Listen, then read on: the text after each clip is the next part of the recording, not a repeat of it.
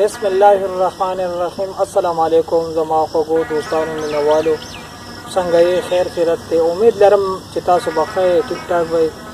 الله هم کامیاب ساته. مینوالو، په دې پروګرام کې ما یو داسې زلمي لیکوال ته بلنه ورکړې ده چې محمد حیات ثاني صاحب او د ډاوي اوسېدونکی دی، ټیلر هم دی او لیکل هم کوي او ډېر ښکلي لیکل کوي. او تاسو به شاعري واورئ. شاعري ډېره خوندوره شاعري ده، ډېر ښکلي لیکل کوي. نو په دې خپل پروګرام کې زه حیات ثاني صاحب ته بلنه ورکوم او ثاني صاحب هر کله راشي زموږ د پروګرام. بسم الله الرحمن الرحیم. اسرار فطرت صاحب ډېره مهرباني، الله دې خوشحاله کړه چې تا موږ په دې وخت کې بلنه راکړله. نو زه هم د مینوالو سره یو غزل شریکوم چې امید لرم چې ډېر به یې خوښ شي. د ستم دې په ما تاو سړیږي چرته، رقیبان مې په خفګان مړیږي چرته.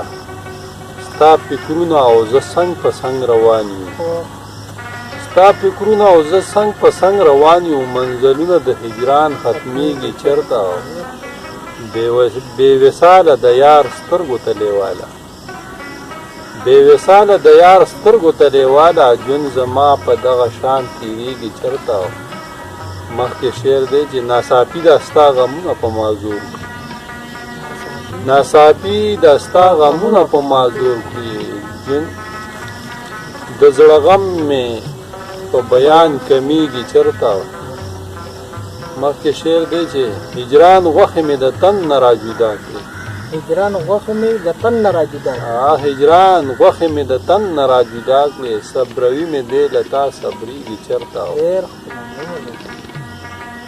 دیوالونه زما ستا په منځ کې ډېر دي،